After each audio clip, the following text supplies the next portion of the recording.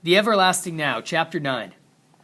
On Saturday, we hitched a ride to town with Jesse and Lily. We had money to spend. Riding in the back of a mule wagon filled with squash, yellow corn, and Rocky Ford melons isn't the easiest thing in the world, but it beats walking. "Don't be messing around back there," said Jesse. "My produce is for the market, not for you boys to sit on." I noticed he didn't have to give directions to Nicodemus. "How does he know the way?" I asked. "He could find the market with his eyes closed," replied Jesse. "That's one smart mule," I said. "Yeah, he is," said Jesse, pleased someone else saw his mule's good qualities. Farmers from all over the county brought their produce to the town square on Saturdays. The backs of trucks and wagons were piled with corn, onions, okra, beans, tomatoes, and every kind of fruit that grew in the area, especially peaches and melons. Jesse parked the wagon in the shade near the courthouse. While we helped him put out his produce, Lily said she had some shopping to do. "When you all finish here, meet me at the tree that owns itself. In 1/2 hour, you hear, and don't let the time slip up on you." The market was really busy, and local farmers, both colored and white, went about their business. A group of old men played checkers in the shade in front of the courthouse. Shoppers milled around, talking to people they knew and looking at wares offered for sale. One lady was selling baskets of brown turkey figs. Next to her, a lady had a table set up where she sold patchwork pillows and upside-down doll rags. When we finished helping Jesse set out his produce, he reminded us that we were supposed to meet Lily at the oak tree that owned itself. "Don't keep her waiting," he said. "You know how she is." We wandered around looking at stuff, but we weren't too interested in vegetables. Across the way, I saw Sammy Linton walking along eating a peach. It was the first time I'd seen him in school since school was out. He was by himself. I looked to see if his hateful daddy was around, but I didn't see him. "Come on, champion," I said. "Let's go see Sammy. He's the one I told you about." Sammy seemed glad to see me, but he looked bad. His overalls were patched and dirty, and he smelled hot, like copper pennies. He nodded to Champion. Then we stood there, talking for a minute. "I made some new puppets, brother," he said. "One of them looks like President Roosevelt, like that picture of him in our classroom. I'd show him to you, but I kind of stay busy." He kept looking around like he was nervous or something, and then I saw why. Mr. Linton was leaning against a truck, looking over out of the crowd, and then he spotted us. Suddenly, he stood up straight, looked hard, and started toward us. When Sammy saw him making his way over to us, he said, "Y'all better get." "Come on, brother," said Champion. "Hurry." Then he slipped away into the crowd, but I wasn't fast enough. Suddenly, Mr. Linton was right in front of Sammy and me. Grabbing Sammy hard by his arm, he shoved him away from me. "Get out of here, boy," he said. Sammy ran like the devil was after him. Then, getting up real close to me, old man Linton leaned down, pushed his ugly, unshaven face close to mine. "Nigger lover," he whispered, his spittle spattering my face, and then he was gone. For a minute, I just stood there frozen. It seemed like time stopped. I didn't know what to do. I looked around to see if anybody had noticed, but I don't think they did. I went back to Jesse's wagon. Champion was already there, helping Miss Uali pick out a melon. When she saw me, she looked at me kind of hard. I must have looked funny, because she asked me if that was all right. "Yes'm," I said, "just hot." I put a Rocky Ford melon and some yellow crookneck squash into the string bag she held out. As she was leaving, she said, "Give your mama my best, brother. Tell her I asked her about her, and I'm saving the book she wanted. It's Rebecca by Daphne du Maurier." "Yes'm," I said. I figured I could remember Rebecca, but I knew I'd never remember the author's name. I was trying to be polite, but I felt like I was going to be sick. As soon as she was gone, I went over and washed my face in the public fountain. I didn't care who liked it or not. When I got back, Jesse reminded us about meeting Lily. As we walked down the sidewalk, Champion said, "That man didn't hurt you, did he?" "No," I said. "He's mean, but he's not stupid enough to try that where folks could see him." "He's scary," said Champion. The day was ruined for me. I didn't want to stay, but we'd promised to meet Lily. I had to stay or tell her what happened, and I didn't want to do that. The deep shade under the post oak tree was cool as an old room. There was a brass plaque sticking in the ground. "I, Winslow Herman Puckett, as mayor of the city of Snow Hill, do hereby grant, bargain, sell, and convey unto the post oak tree, as a creation, and a gift from the Almighty, to have and to hold itself, its branches, limbs, trunk, and roots, so long as it shall live." "I never heard of a tree owning itself," said Champion. When Lily got there, she looked at me kind of sharp. "Why is your hair wet, brother?" "I got hot," I said. I wasn't about to tell what happened. "I'm going over to Miss Althea's shop to buy silk roses for my hat," she said. "Do you all have your dimes? Make up your minds how you're going to spend them, then meet me back here in 1/2 hour. Don't get into trouble, you hear me?" I didn't figure I could get into any more trouble than I already had. On our way to Crumley's drugstore, we passed Mr. Godbolt's insurance office, which was open, and the Mercantile Bank, which was closed. My daddy's newspaper office was closed too, but Eaton's funeral parlor was still in business. The drugstore was dusky and cool and smelled like vanilla and antiseptic. There was no one there except Doc Finizzi. He was standing at the marble soda fountain, filling the syrup dispensers. He's not a real doctor, but he's a real pharmacist, so everyone calls him Doc. His white jacket was reflected in the mirror behind him. Hanging above him was a hand-lettered sign. We reserve the right to refuse service to anyone. Who's this? Doc asked me, nodding in Champion's direction. It's Lily Luther's nephew, Champion, I said. Doc nodded, then went back to pouring syrup into a container. We finally made up our minds about what we wanted. I ordered 2 double-dip strawberry cones. While Champion waited for them, I went over to the magazine rack to look at the latest Dick Tracy comic book. Don't read 'em if you're not buying, said Doc. You'll get 'em sticky.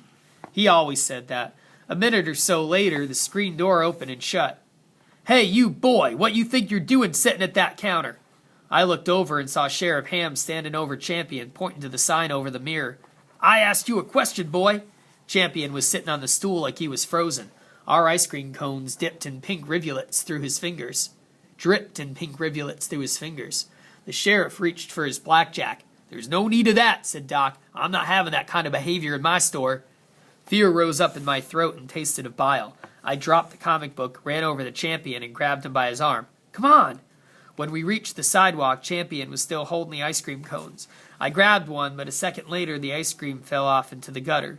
Racing down the street, we ran smack into Lily. What's the matter? She said. What happened? I told her. And we weren't doing anything wrong. Honestly, Lily, Champion was just sitting there, and I was looking at funny books. She looked toward the drugstore. Sheriff Ham was standing at the door. When he saw her, he turned his head and spat on the sidewalk. Let's go, she said. We walked back over to the courthouse. Are we going to get a ride with Jessie? I was hoping she'd say yes, but she didn't say anything. She just kept walking. I felt like I was drowning. I'd heard about people going down for the 3rd time, and that's how I felt. My hands were sticky with ice cream. I was hot, and I was mad.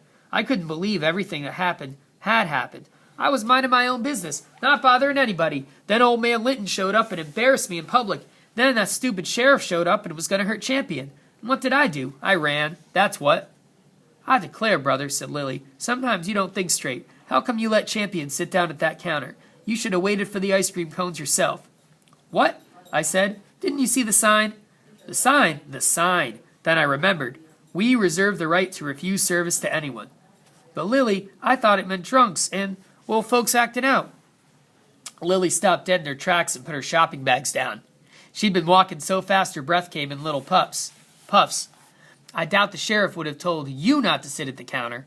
He might, I said. I told you he hates me. This ain't about you, she said. Coloreds are not allowed to sit at the counter, or any counter in any store in this town. Our money's good, long as we stand at the counter. I took a deep breath.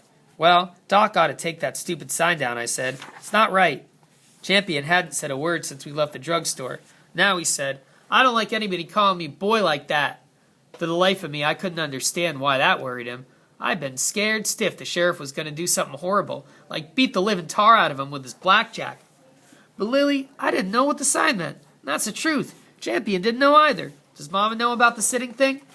Brother, said Lily, Miss Serena's the finest lady I know. She's kind and thoughtful, but I don't expect she ever really saw those signs. They don't overwhelm her like they would if she wasn't white. You understand? Most folks in this town, even the good ones, are used to how things are. They don't see anything wrong with them. Handing each of us a shopping bag, she said, Come on, let's see if Papa's ready to go. When we get home, I'm telling Mama about the sign. She's going to be mad. Don't be telling your Mama a thing, said Lily. She's got enough on her mind, and there's nothing she can do about how things are. Just let it be.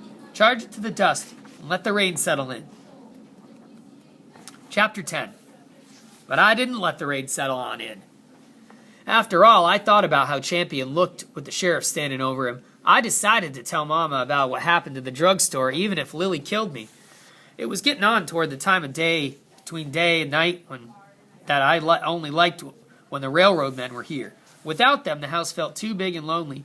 The air was still, windows open to catch any breeze that might happen along. A whippoorwill called from the magnolia tree, sounding lost and mournful. Mama was in the sewing room. She was making a new dress for Swan out of her old party dresses. In the dusk, the light from the sewing machines shone like a tiny star. I didn't see Swan, which was good, because I didn't want her to hear what I had to say. I didn't know where to start, so I started with Mr. Linton. As I talked, Mama measured the hem of Swan's new dress, slipping straight pins in a shining row in the crisp pink material. He called me that word we're not allowed to say. She looked up from her sewing. Which word? I whispered in her ear. That man's an ignorant redneck, said Mama. It's typical of his kind that he'd pick on someone who couldn't fight back. Since he's about as low down as you can get, he needs a scapegoat. He's picked champion, and you got in the bargain. I'm surprised he even approached you in the daytime with other people around. Men like that usually do their worst at night wearing sheets. That was a scary thought. Is he a member of the Ku Klux Klan? I asked. I don't know, said Mama, but he's the kind of trash that is. Then I told her what happened in the drugstore. Champion was just waiting for our ice cream cones. It's all because of that stupid sign, and because the sheriff just likes to pick on kids, especially colored kids, I guess. Lily was afraid something bad would happen if you two boys were friends, but I didn't think so, said Mama. I thought that what we did was our business. Maybe I was wrong. I know our family is different from a lot of families here. My father, your grandfather, was a fair judge.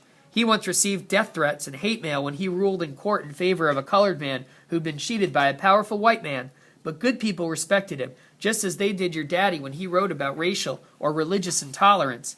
Even if they didn't always agree with him. She folded the half-finished dress and laid it aside. Most people won't pay any attention to you and Champion being friends, especially since Lily works for us and Champion's her nephew. Everyone knows us and about us, but there are others like Mr. Linton who behaves the way he does because he's a hater. He and the sheriff are both spoilers. What they don't understand, they want to wreck. And you or anybody else should be able to have a friend who's different, whatever the difference might be. But at this time, black and white friendships are not always approved of in our community. We don't live in a community, do we? I asked. I mean, we live in the country. Not far enough country, she said. Mama pulled her hair back and twisted it into a soft knot in her head. I don't respect the sheriff. He's been a troublemaker since he got here. I believe he's using you as an excuse to pick on Champion. And he can, or he feels like he can, because Champion's colored. Tell me this, she said. How'd the sheriff happen to be in the drugstore? Did he just walk by and see Champion sitting at the counter? I don't know, I said. I didn't see him come in. I was looking at funny books. Then I heard him talking about that sign and scaring Champion because he was sitting instead of standing at the counter. Good Lord, said Mama, smoothing the hair away from my forehead with cool fingers. She was looking at me with her greedy gray eyes like she hadn't seen me in a long time. There's something more to all this that I don't understand. Something bad is going on in this world. It's not just the depression. It's as though something's been turned loose. Something's threatening. I heard on the radio today that the Japanese have seized Shanghai and Nanking. I couldn't see what Japan and China had to do with us. All I know is that the day of the big fight was one of the best days of my life, I said, and today was one of the worst. Swan appeared in the faint gloom of the doorway. She was wearing red lipstick, and it was crooked. I guess she'd been playing lady. The sheriff's mean, and I hate him, she said. I thought you were in your room, said Mama. Come on over here by me. I don't know what you heard, but I don't want you to hate anybody. You can hate how they act, but not the person. Yes, ma'am. Now, go wash that lipstick off, and we'll go downstairs. You two go on into the parlor. It's almost time for Fiddler McGee and Molly. I'll be there in a minute. I have to make a phone call first. From the parlor, we could hear the thin peeping of tree frogs through the open doors of the veranda. Mama went down the hall to use the telephone. I turned the radio on and told Swan to find the right station. I'll be right back as soon as I go to the bathroom, I said. I wanted to eavesdrop on Mama's call, and I didn't want Swan to see me. If she did, she might tell. Mayor Puckett? I heard Mama say. Serena Sayer here. I hate to disturb you in the evening, but I got a problem. I need to talk to you about something that happened today between the sheriff and my son. Oh, Lordy, I thought. She's going to tell what happened, and Lily's going to find out and kill me. I went back to the parlor just as Fiddler McGee's closet opened, and everything fell out with a crash. Swan got tickled like she always does. I love him almost as much as I love Baby Snooks, she said. On Sunday morning, Doc Fitzy was in the nave of First Presbyterian Church, giving out programs. I didn't take one, because I'm mad with him. After services, he and Mama walked out into the churchyard, and he had a little talk. When she came back, Mama said he tried to explain what happened in the drugstore, and that he felt bad about it. But I don't care. He still ought to take that stupid sign down. Early the next morning, I was in a hurry to get out of the house before Lily arrived, so I offered to go pick blackberries. Swan wanted to come too, but Mama said she'd get chiggers, so I went by myself. Confederate and Union soldiers are buried in the old cemetery down the road. It's a good place, with lots of shady trees, so it's cool. The biggest blackberries and dewberries grow there. The only problem is they grow in the hedges, where there isn't much shade. Picking blackberries is almost as bad as picking cotton, which I never actually done, but it must be about the same. It's hot work, the bugs swarm around you, your fingers get pricked with thorns, and you have to watch out for snakes. If I hadn't been so scared of what Lily was going to say when she found out I'd squealed, I wouldn't have done it even for money, which, by the way, I didn't get. The sun was high by the time my pail was full, so I decided to go home. I was too miserable to go anyplace else, and besides, I didn't have any place to go. Meadowlarks swooped over the fields where tall grasses lapped in green waves. I walked up the grassy rise, climbed the split-rail fence, and went into the apple orchard. Only it's not really an orchard anymore, just old trees that produce small, hard apples that Mama says are only good for cooking. Wild roses climbed their branches, and wasps droned over windfall fruit. When I came out on the other side of the orchard, Lily was standing at the clothesline, hanging out the wash. I tried to slip back into the shelter of the trees, but she'd already seen me. She glared at me, her face like a thundercloud. "You're a fine piece of work," she said. "What did I tell you?" "Not to worry, Mama," I said. "Uh-huh. Didn't do much good, did it?" Then I got kind of mad. After all, I was in the middle of what happened, too. "Lily," I said, "yesterday wasn't Champion's fault, or mine." "Brother," she said, "I love Champion. He's my blood, but there's things about living here he doesn't understand. You either." "I think I'm learning," I said, "and it stinks." "We have to live in this town, and we don't make the rules," said Lily. "Does the sheriff?" "Some of them," she said. "He got no right to do that," I said. "Coloreds don't have any rights, brother. How come you haven't figured that out? If we get in trouble, we have to hope for help from someone like your mama and some of the other folks in town. Most of the time, we just mind our business and keep our heads down. There's an old saying, as long as you got your hand in the lion's mouth, you have to be easy till you get it out. You understand?" Feeling worse every second, I just nodded, hoping that something would happen to stop my torture. Then Lily reached into the clothes basket and began hanging sheets on the clothesline. "Never mind," she said, "the damage is done. Take those berries inside and rinse them off in the sink. I think I'll make a cobbler for dessert."